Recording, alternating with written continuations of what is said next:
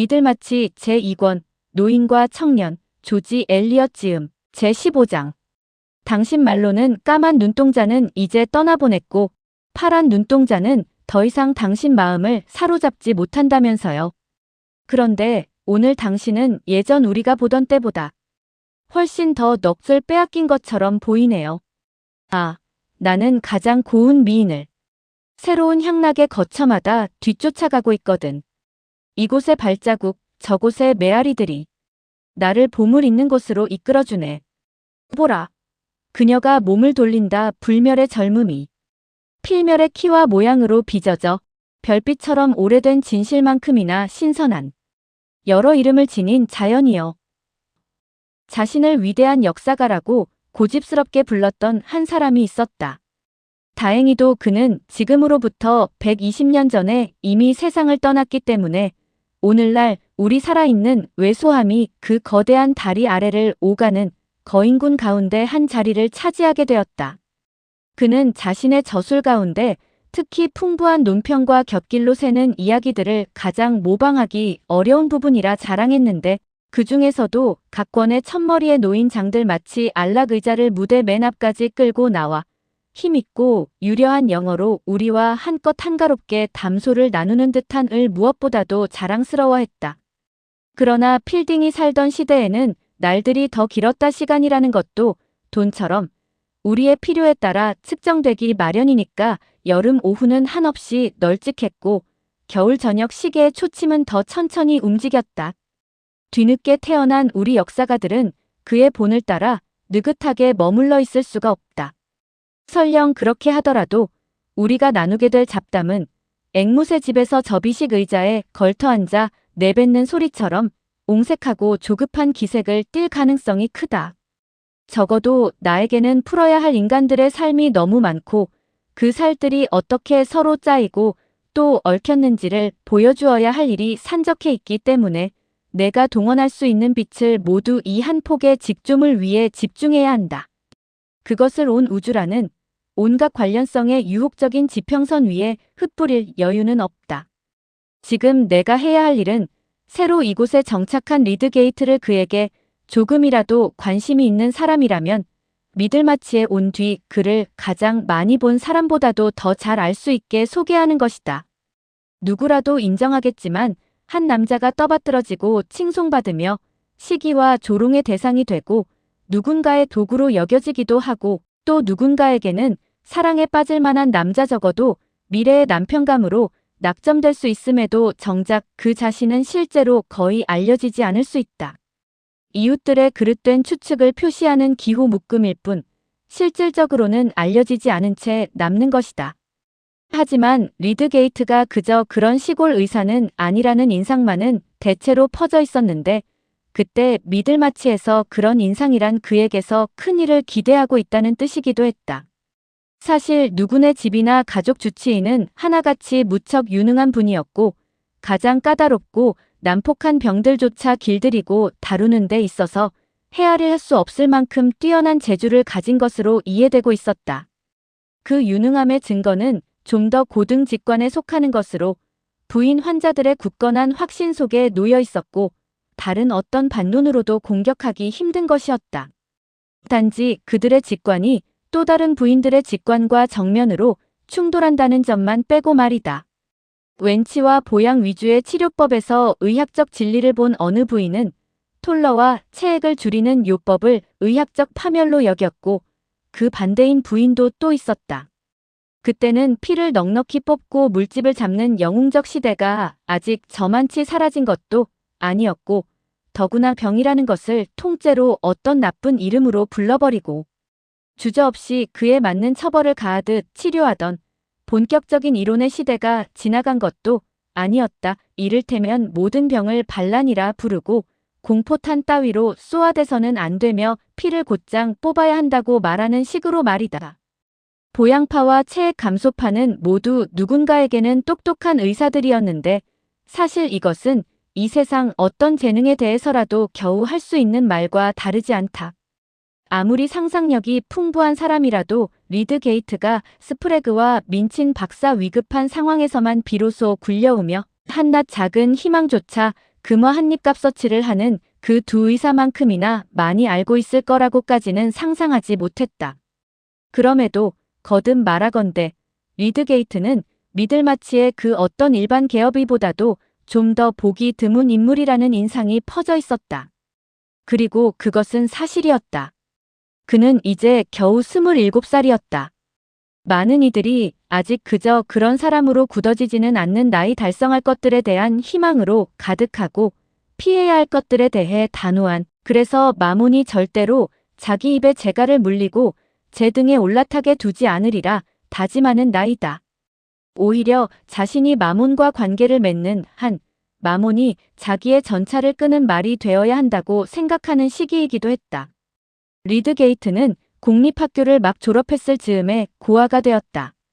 군인이었던 그의 아버지는 세 자녀를 위해 거의 아무런 대비도 해두지 못한 채 세상을 떠났고, 소년 서셔스가 의학 교육을 받고 싶다고 청했을 때 후견인들은 가문 체면을 들먹이며 이 일을 제기하는 것보다 그를 시골 계어비에게 도제로 맡기는 쪽이 더 손쉬운 해결이라고 여겼다.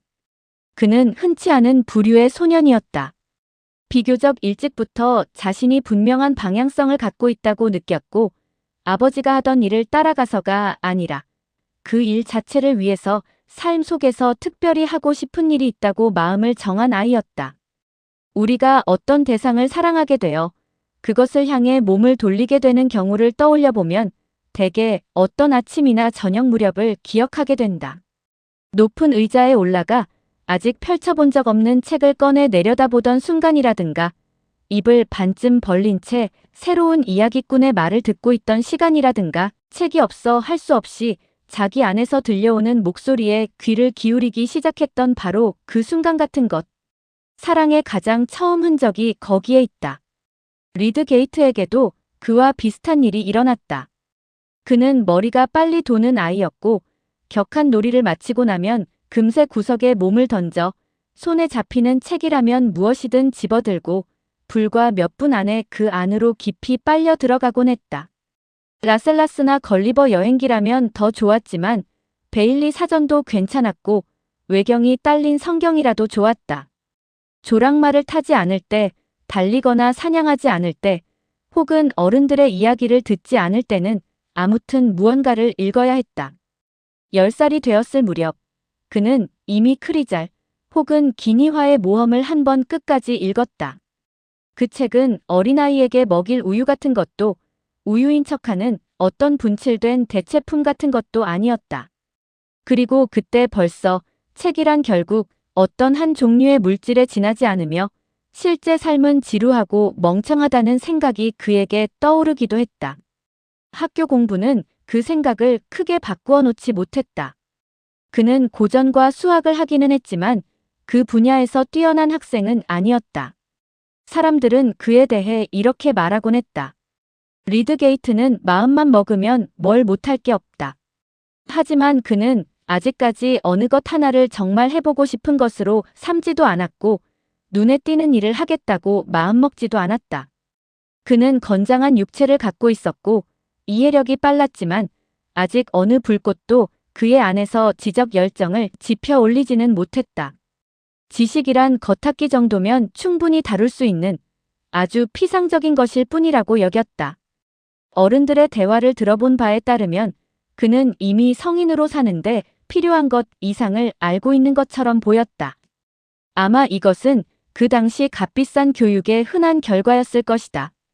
허리선이 짧은 양복을 입던 시절, 이후 아직 다시 돌아오지 않은 여러 유행들과 함께 말이다.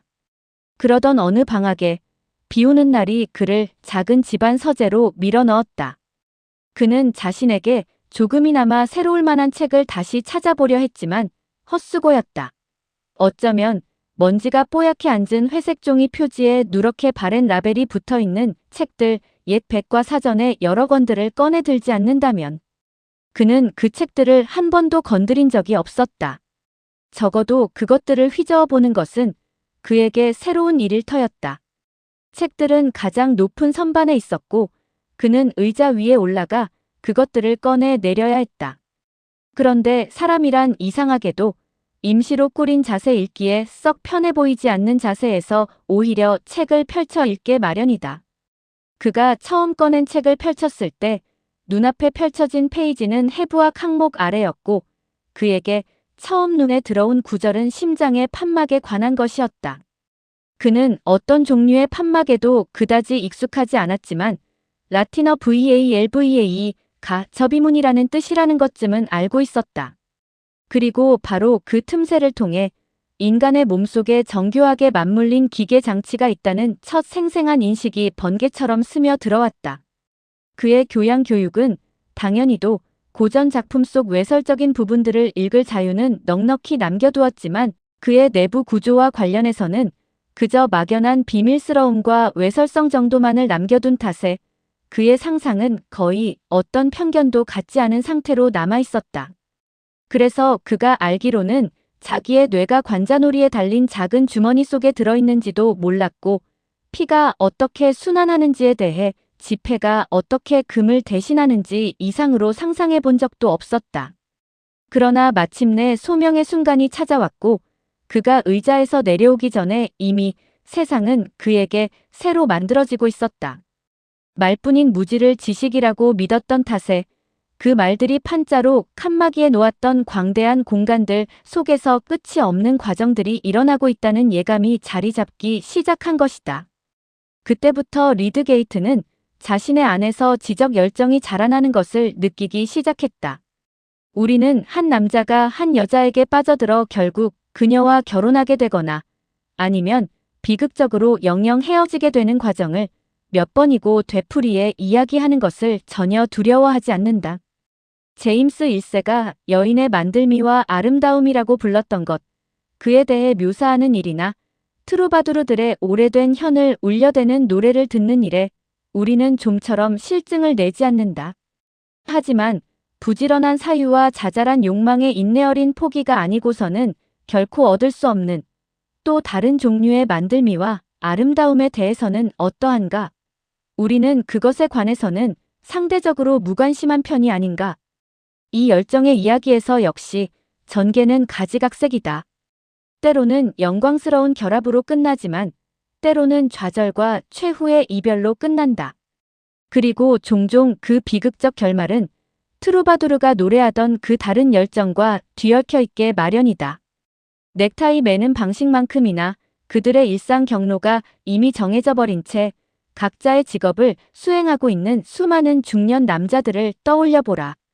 그들 가운데는 한때는 스스로 자신의 행동을 빚어내고 세상을 조금이나마 바꾸어 보려고 했던 이들이 언제나 제법 많은 편이다.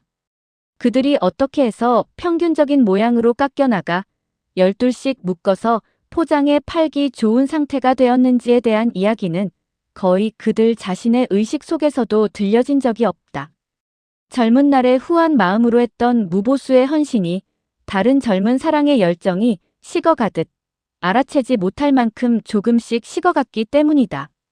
그러다가 어느 날 예전의 자기 모습이 유령처럼 옛집을 거닐다가 새로 들여놓은 가구들을 섬뜩하게 만들어버리는 것이다.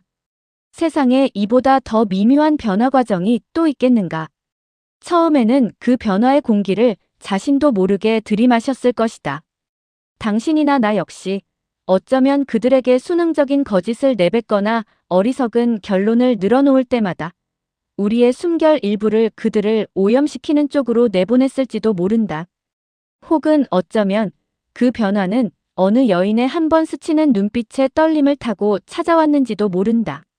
리드게이트는 결코 그런 실패자들 가운데 한 사람이 되고 싶지 않았다. 그리고 그에게는 그런 일을 피할 희망이 다른 이들보다 더 컸는데 그의 과학적 관심이 곧 직업적 열정의 형태를 띠게 되었기 때문이다.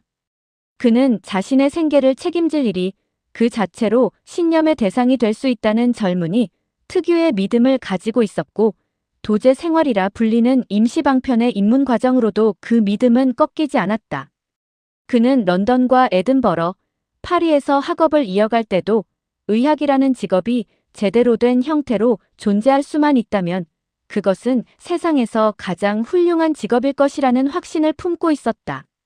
과학과 예술 사이에 완전한 교류가 이루어지는 직업, 지적 정복과 사회적 선의 가장 직접적인 결합이 가능한 직업 말이다. 리드게이트의 본성은 이런 결합을 요구했다. 그는 감정적인 존재였고 특정 분야에 대한 전문적인 탐구가 아무리 추상적이어도 그 속을 뚫고 나오는 살과 피로 된 동료 의식 존과 엘리자베스를 향한, 특히 엘리자베스를 향한 연민과 동지 의식을 지닌 사람이었다. 그의 직업에는 또 다른 매력이 있었다.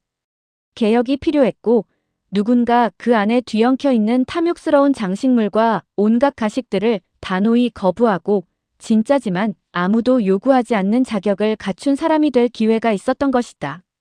그는 파리로 공부하러 떠날 때 언젠가 다시 돌아오면 어느 지방 소도시의 일반 개업이로 자리 잡겠다고 마음먹었다. 그리고 자기 자신의 과학적 연구와 의학의 전반적인 발전을 위해 의료 지식과 외과 지식 사이의 비합리적인 분리를 거부하기로 했다. 그는 런던의 온갖 음모와 시샘, 사회적 아부의 범위에서 벗어나 제너가 그랬듯이 자기 연구의 독립적인 가치로 비록 더디더라도 명성을 쌓아가고 싶었다. 기억해야 할 것은 이때가 아직 어두운 시기였다는 점이다. 명망 높은 여러 학회들은 지식을 희소하게 만들어 그 순수성을 지키고 수업료와 임명 문제에서 엄격한 배타성을 유지함으로써 오류를 막아보겠노라 온 힘을 기울이고 있었다. 그럼에도 그 무렵에는 무지한 젊은이들이 런던에서 승진을 거듭하고 훨씬 더 많은 이들이 시골의 넓은 지역을 상대로 합법적으로 개업할 권리를 얻었다. 또한 값비싼 고등교육을 거쳐 옥스퍼드와 캠브리지에서 학위를 받은 이들에게 특별한 인장을 찍어주면서 고도로 정제된 의학 지식의 표준을 대중의 눈앞에 높이 치켜든 의사협회가 있었지만 그런 권위 있는 기준조차도 엉터리 의료 행위가 한창 호황을 누리는 것을 막지는 못했다. 의료 행위란 대개 아주 많은 약을 주는 데 초점이 맞춰져 있었고 대중은 약을 많이 먹는 게 좋다면 값싸게 더 많이 먹을 수 있다면 더 좋지 않을까? 하고 생각했다. 그리하여 학위는커녕 제대로 된 교육도 받지 못한 양심 없는 무지의 처방에 따라 엄청난 부피의 묽은 약들을 꿀꺽꿀꺽 들이켜고 있었다. 통계가 아직 모든 변화의 바람을 무릅쓰고 반드시 존재해야 하는 무지하거나 위선적인 의사들의 수를 계산해내지 못했던 시대였기 때문에 리드게이트에게 가장 직접적인 변화는 개별 단위를 바꾸는 일처럼 보였다. 숫자를 바꾸려면 하나하나의 단위가 바뀌어야 한다고 여긴 것이다. 그는 자신이 바로 그런 단위 가운데 하나가 되어 언젠가는 평균값에 눈에 띄는 변화를 가져올 그 넓게 퍼진 변화의 작은 차이를 만들어내고자 했다. 그와 동시에 최소한 자기 환자들의 내장에는 유리한 차이를 만들어주는 기쁨을 누리고 싶어 했다. 그러나 그가 바라본 목표는 단지 기존보다 좀 더 진실한 의료 행위에 그치지 않았다. 그는 더 넓은 영향을 갈망했다. 해부학적 개념 하나를 증명해냄으로써 발견의 사슬에 새로운 고리를 하나 덧붙이고 싶어 했던 것이다. 미들마치의 외과 의사가 스스로를 발견자로 꿈꾸는 것이 당신에게는 다소 어울리지 않게 느껴지는가? 사실 우리 대부분은 위대한 개척자들을 그들이 별자리 위로 들어 올려져 이미 우리의 운명을 지배하는 존재가 된 뒤에야 조금 알 뿐이다. 그러나 하늘의 장벽을 허문 허셔를 생각해보라. 그는 언젠가 지방 교회의 오르간을 연주하며 서툰 피아노 연주자들에게 음악을 가르치기도 했던 사람이 아니었던가. 그 찬란한 별들 하나하나도 처음에는 이 땅을 걸었다. 이웃들은 그가 언젠가 영원한 명성을 얻을 일을 그의 걸음걸이나 옷차림보다도 덜 중요하게 여겼을 것이다. 그들 각자에게는 자잘한 유혹과 속된 근심으로 얼룩진 자기만의 작은 지역적, 개인적 역사가 있었고 그것들은 그가 마침내 불멸의 이들과 동행하는 길에서 속도를 늦추는 마찰로 작용했다. 리드게이트는 이런 마찰의 위험을 보지 못한 것은 아니었다. 하지만 그는 그 위험을 가능한 한 피할 수 있으리라는 자신의 단호함을 믿고 있었다. 27살인 그는 이미 충분히 경험 많은 사람이라고 느꼈다. 그리고 수도의 화려한 세상에서 눈부신 세속적 성공들과 부딪혀 자기 허영을 자극받을 생각은 추호도 없었다. 그는 언제나 자기 안에 위대한 생각 추구와 경쟁이 되지 않을 사람들 사이에서 지방의사로 성실히 일하며 살고자 했다. 그가 그리는 희망에는 매혹적인 점이 있었다. 두 목표가 서로를 비춰줄 것이라는 기대였다. 매일의 업무인 세밀한 관찰과 추론, 즉 개별 사례에서 판단을 돕기 위해 렌즈를 사용하는 일은 동시에 더 큰 차원의 탐구를 위한 사유를 돕는 도구가 되어줄 터였다. 그것이야말로 그의 직업이 가진 전형적인 탁월성이 아니겠는가. 그는 좋은 미들마치 의사가 되는 것, 그리고 바로 그 일을 통해 넓은 시야의 연구를 위한 길을 걷는 것을 둘 다 이루고 싶어 했다. 이 시점에서만큼은 그가 한 가지 점에서는 분명히 칭찬을 받을 만하다고 말할 수 있을 것이다. 그는 가령 유해한 피클을 만들어 팔아 얻은 이익으로 식품 첨가물 고발 운동을 후원한다거나 도박장 주식으로 이득을 취하면서 공공도덕의 대변자 역할을 한다거나 하는 그런 박애주의적 모델들을 흉내낼 생각이 없었다. 그는 자기 손이 닿을 수 있는 개혁들 가운데 몇 가지를 자기 삶에서 먼저 시작하고자 했다. 그것들은 해부학적 개념을 입증하는 것보다 훨씬 덜 난해한 일들이었다. 그 가운데 하나가 최근 내려진 법적 판결을 근거로 약을 조제하거나 약국으로부터 수수료를 챙기지 않고 처방만 하는 방식으로 과감히 전환하는 것이었다. 시골 도시에서 일반 개업의의 형태를 선택한 사람이 그런 방식을 택하는 것은 하나의 혁신이었고 동료 의사들에게는 일종의 모욕적인 비판으로 받아들여질 일이었다. 하지만 리드 게이트는 치료법에서도 혁신을 꾀하고 있었고 자신이 믿는 대로 정직하게 진료하려면 그 믿음을 거스르게 만드는 구조적인 유혹들부터 먼저 없애야 한다는 사실을 잘 알고 있었다. 어쩌면 그때는 관찰자나 이론가들에게 지금보다 더 유쾌한 시대였을지도 모른다. 우리는 대개 아메리카가 막 발견되기 시작했을 때 대담한 선장이 설령 난파한다 해도 새로운 왕국 한가운데에 내던져질 수 있던 그 시대를 세상에서 가장 좋은 시절이라 여기기 쉽다. 그리고 1829년 무렵 병리학의 어두운 영토는 기계 있는 젊은 모험가에게 아주 좋은 신대륙이었다. 리드 게이트는 무엇보다 자기 직업의 과학적 합리적 토대를 넓히는 데 기여하고 싶어 했다. 그는 열병 혹은 여러 종류의 열병과 같은 특정 질병 문제에 관심을 기울이면 기울일수록 구조에 대한 근본적 지식의 필요성을 더 예리하게 느꼈다. 그 지식은 세기 초반에 짧지만 눈부신 비샤의 생애 덕분에 한 번 환하게 비춰진 적이 있었다. 비샤는 31살의 나이로 생을 마쳤지만 또 다른 알렉산더처럼 많은 후계자들에게 물려줄 만큼 넓은 왕국을 남겼다. 그 위대한 프랑스인은 한 가지 개념을 처음으로 끝까지 밀고 나갔다.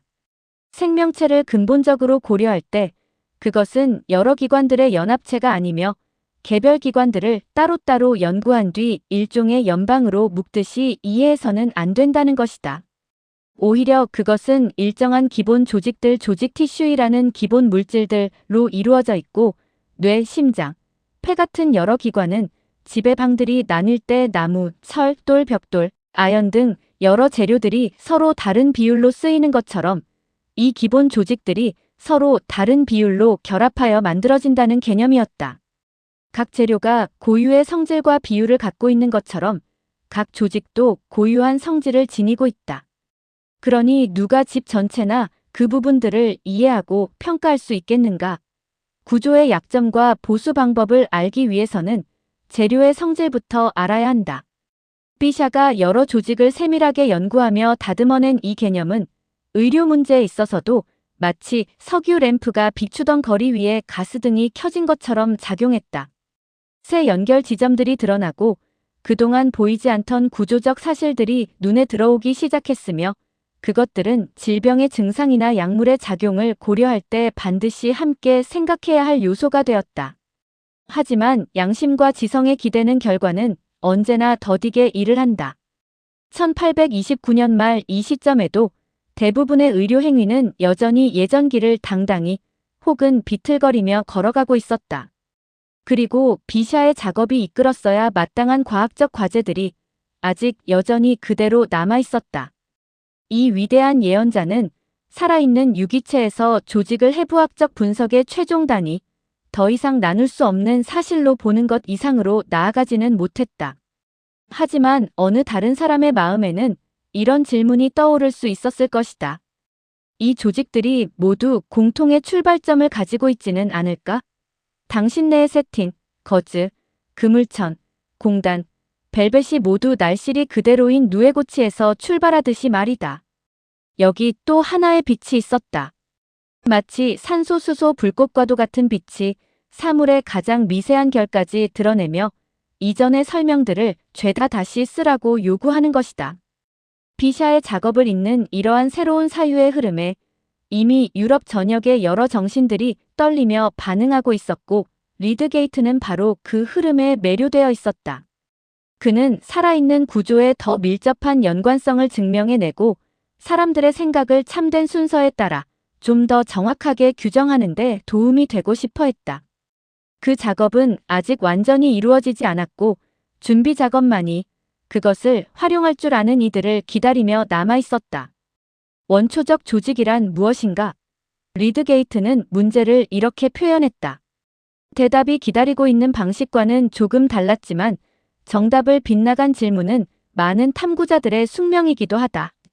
그는 조용한 틈이 날 때마다 그것을 놓치지 않고 연구의 실마리들을 다시 잡아 이어갈 수 있기를 바랐다.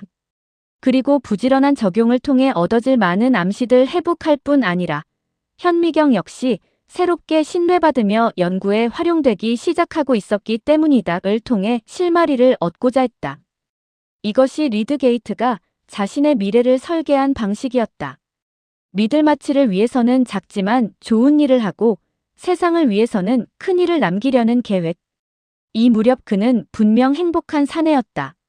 27살에 굳어진 악습도 없고 자기 행동이 반드시 선한 결과를 낳아야 한다는 너그러운 결의를 품고 있으며 말에 대한 숭배나 값비싼 의식을 치르는 어떤 신비한 의례처럼 돈이 많이 드는 취미와는 무관한 그 자체로 삶을 흥미롭게 만드는 생각들이 머릿속에 가득한 사람이었으니까.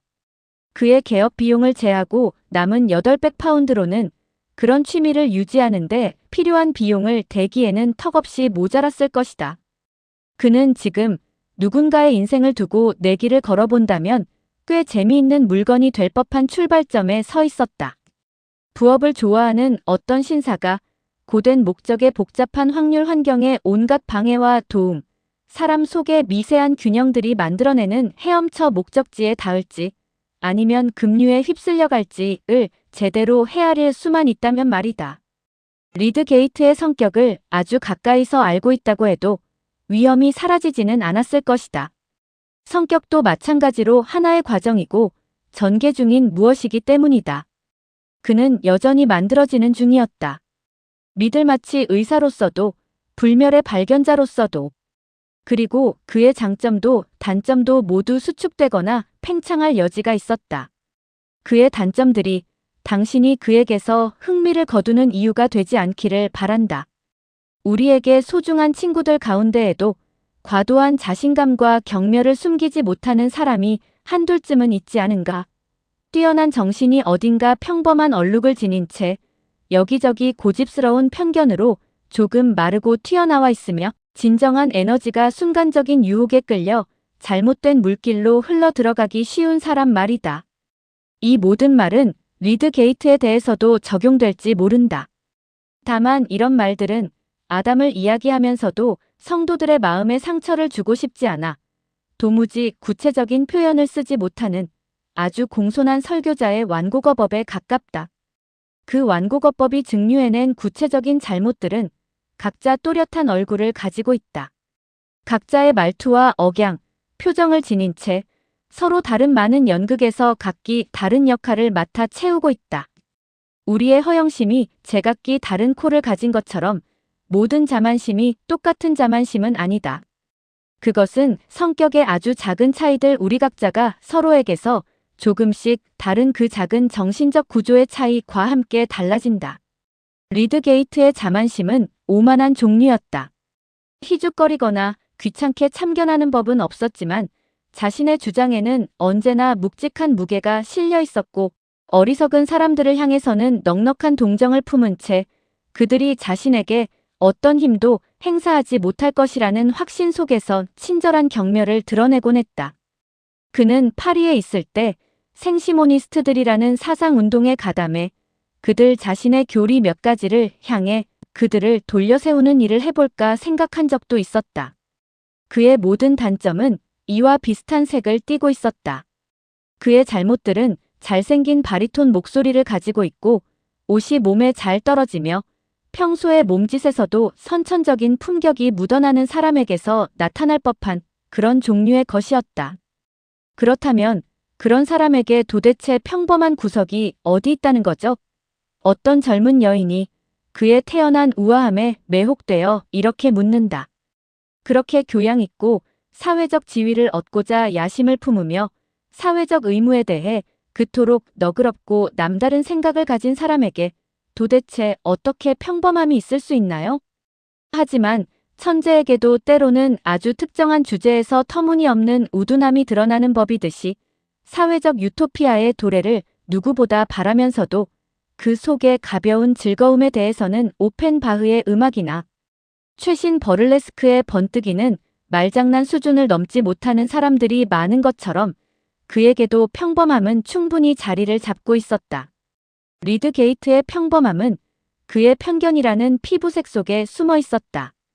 고귀한 의도와 공감 능력을 지녔다 해도 그의 편견 절반은 세상 평범한 신사들에게서 흔히 발견되는 것들과 다르지 않았다. 그의 정신을 뜨겁게 달구던 지적 열정이라는 구별점은 가구에 대한 판단이나 여자에 대한 평가 혹은 다른 지방 계업이들보다 자기가 더 나은 출신이라는 사실이 자신이 입에 담지 않더라도 알려지기를 바라는 욕망 같은 분야까지 미치지는 못했다. 그는 당장 가구를 생각할 생각은 없었다. 하지만 언젠가 그 문제를 떠올릴 때면 생물학이나 개혁 구상 따위로도 치유할 수 없는 속된 느낌, 자기 집 가구가 최고의 것이 아니면 뭔가 부자연스러운 부조화가 있을 것이라는 감정을 품을 것이 분명했다. 여자들에 관해서라면 그는 이미 한 번 성급한 어리석음 때문에 머리부터 곤두박질 친 적이 있었다. 그는 그것이 마지막 실수라고 마음먹고 있었는데 언젠가 먼 훗날 결혼이란 결코 성급하게 할 일이 아니라고 믿고 있었기 때문이다. 리드 게이트를 잘 알고 싶은 이들에게는 그의 그 성급한 어리석음이 무엇이었는지 아는 것이 좋을 것이다. 그것은 그가 충동적으로 방향을 틀곤 하는 열정의 성향을 보여주며 동시에 그를 도덕적으로 사랑받게 만드는 기사도적인 친절함을 보여주는 좋은 사례이기 때문이다. 그 이야기는 그리 많은 말을 필요로 하지 않는다. 그 일은 그가 파리에서 공부하던 시절 갈반이 전기 실험에 몰두해 있던 바로 그때 일어났다.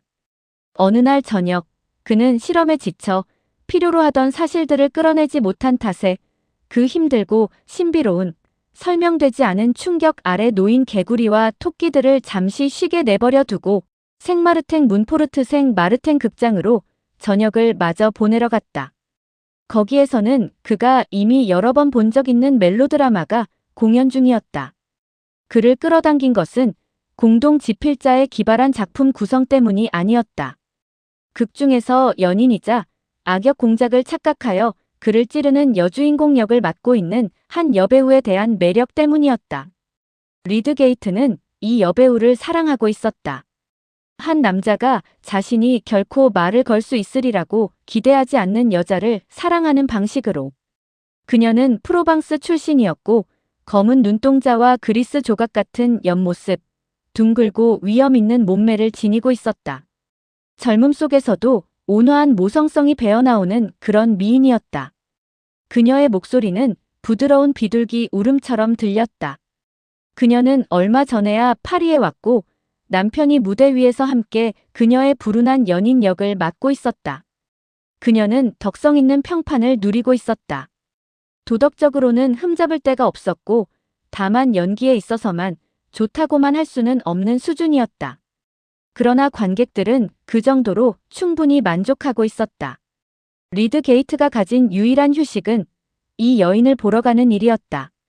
마치 향기로운 남쪽 바람 아래 제비꽃이 무성한 둔덕에 잠시 몸을 눕히듯 그는 그녀를 잠시 바라보러 갔다. 전기 실험이 그의 갈바니즘에 어떤 편견도 주지 않는다는 듯 곧 다시 실험으로 돌아갈 수 있을 것이라고 생각하면서 말이다. 하지만 바로 그날 저녁 오래된 드라마에 새로운 결말이 찾아왔다. 여주인공이 연인을 찌르는 연기를 하고 연인이 우아하게 쓰러져야 할 그 순간에 아내는 실제로 남편을 찔렀고 그는 운명이 정한 대로 쓰러졌다. 극장을 찢을 듯한 비명이 울려 퍼졌고 프로방스 여인은 기절하며 쓰러졌다. 비명과 기절은 극본이 요구한 장면이었지만 이번에는 그 기절도 실제였다. 리드 게이트는 어떻게 무대 위로 뛰어 올라갔는지 자신의 행동을 다 기억하지도 못할 만큼 성급히 달려갔다. 그는 구조 활동에 앞장섰고 그 과정에서 여배우의 머리에서 뇌진탕 흔적을 찾아내 조심스레 그녀를 품에 안고 들어 올리게 되었다. 파리는 이 죽음의 소식으로 떠들썩했다. 과연 살인이었는가? 여배우를 가장 열렬히 흠모하던 이들 중 일부는 그녀의 죄를 믿는 편을 택했고 오히려 그런 끔찍한 면모 때문에 더 그녀를 좋아하기까지 했다. 그만큼 그 시대 사람들의 취향은 묘했다. 그러나 리드 게이트는 그들과 달랐다. 그는 그녀의 무죄를 격렬히 주장했고 전에는 그녀의 아름다움에 대해 멀찍이서 느끼던 비인격적인 열정이 이제는 그녀의 처지에 대한 개인적인 헌신과 온화한 연민으로 바뀌어 있었다. 살인이라는 생각은 그에게 터무니없는 일이었다. 동기가 전혀 보이지 않았기 때문이다.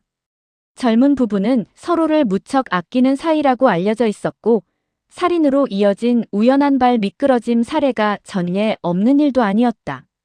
법적 조사는 마침내 로르 부인의 석방으로 끝났다.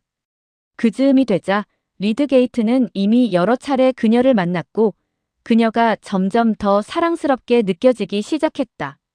그녀는 말이 적었는데 그 점이 오히려 그에게는 더 큰 매력으로 다가왔다. 그녀는 우울해 보였고 감사해하는 듯했다. 그녀의 존재만으로도 충분했다. 저녁빛이 그저 거기에 머물고 있을 뿐인데도 마음이 편해지는 것처럼 말이다. 리드 게이트는 그녀의 애정을 얻고 싶어 안달이 났고 자신 외에 다른 남자가 그녀의 사랑을 차지하고 그에게 청혼하는 일을 상상만 해도 질투심으로 몸을 떨었다.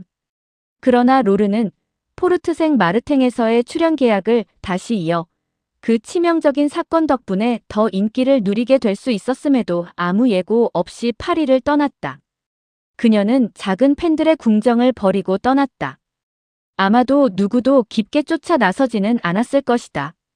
리드 게이트를 제외하면 그에게는 모든 과학이 불행한 로르가 끝없는 슬픔에 짓눌려 떠돌고 있으며 충실한 위로자를 찾지 못한 채 방황하는 모습을 떠올리는 동안 모두 멈춰버린 것처럼 느껴졌다. 그러나 숨은 여배우를 찾는 일은 다른 숨은 사실들을 찾는 것만큼 어렵지만은 않은 법이다. 얼마 지나지 않아 리드 게이트는 로르가 리옹 쪽으로 향했다는 단서를 모을 수 있었다. 그는 마침내 아비뇽에서 그녀를 찾아냈다. 그녀는 같은 이름으로 큰 인기를 누리며 연기하고 있었고 아이를 품에 안은 버림받은 아내 역할을 맡아 그 어느 때보다 위엄있게 보였다. 그는 공연이 끝난 뒤 그녀에게 말을 걸었고 그녀는 예전처럼 조용하게 그를 맞이했다. 그 조용함은 그에게 깊은 물속처럼 맑고 신비로워 보였다. 그는 다음 날 다시 방문해도 좋다는 허락을 받았다. 그날 그는 그녀를 향한 사랑을 고백하고 결혼을 청할 마음을 굳게 먹고 있었다. 그도 알았다. 이것이 미친 사람의 돌발적인 충동과 같다는 것을. 자신의 평소 기벽과도 어울리지 않는 일이라는 것을. 하지만 상관없었다. 이것만큼은 꼭 해야 하는 일이라고 결심했다. 그의 아내는 사뭇 다른 두 자아가 공존하고 있었고 이제 그 둘은 서로 부딪히고 방해하면서도 어떻게든 함께 살아가는 법을 배워야만 했다. 우리는 종종 우리 가운데 몇몇 사람들은 번갈아 떠오르는 날카로운 시선으로 자신들의 광적인 집착 너머를 내다본다는 사실을 잊는다. 그들은 높은 곳에서 열광적으로 소리치면서도 동시에 저 아래 평원에서 더 지속적인 자아가 멈춰 서서 자신을 기다리고 있는 모습을 어렴풋이 보고 있기도 하다. 로르에게 다가가는 그의 자세에서 존경과 애정으로 가득한 것이 아니라면 어떤 구혼도 그의 전체적인 감정과 정면으로 모순되는 일이었을 것이다. 당신이 나를 찾으려고 파리에서 여기까지 온 건가요?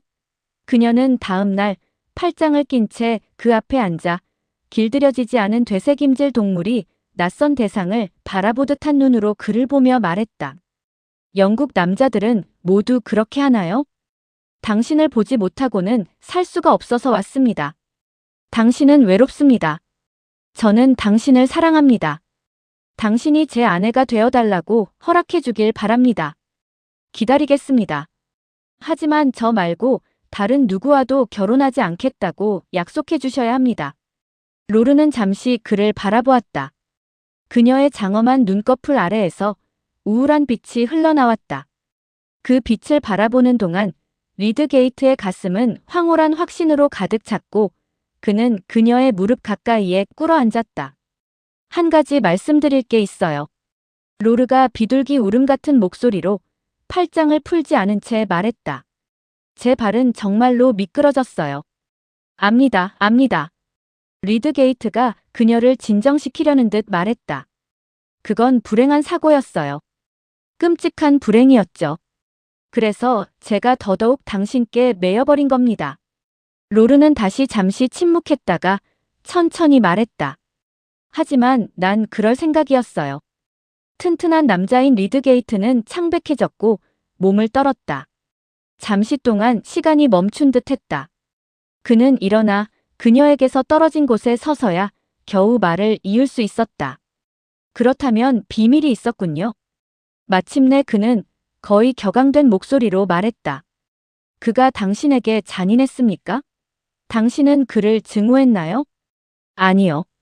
그는 날 지치게 했을 뿐이에요. 날 너무 사랑했죠.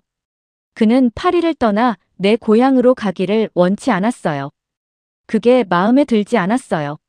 오, 하느님. 리드게이트는 끔찍한 공포의 신음을 내뱉었다. 당신은 그를 죽일 생각을 했던 겁니까? 계획을 세운 건 아니었어요. 연기를 하다가 문득 떠올랐어요. 그럴 생각이었죠. 리드게이트는 말없이 서 있었다.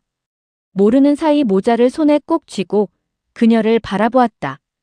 그는 이 여자를 자신이 젊은 날의 숭배를 처음으로 바쳤던 이 여자를 어리석은 범죄자 무리 한가운데서 다시 보았다.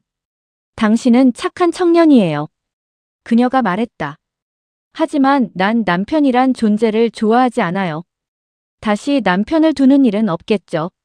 사흘 뒤 리드게이트는 다시 파리의 방으로 돌아와 개구리와 토끼에게 또 다른 설명되지 않은 전기 충격을 가하며 갈바니즘 실험에 몰두하고 있었다. 그는 자신에게 더는 환상이 남지 않았다고 믿었다. 그렇다고 해서 그가 냉혹한 사람이 된 것은 아니었다.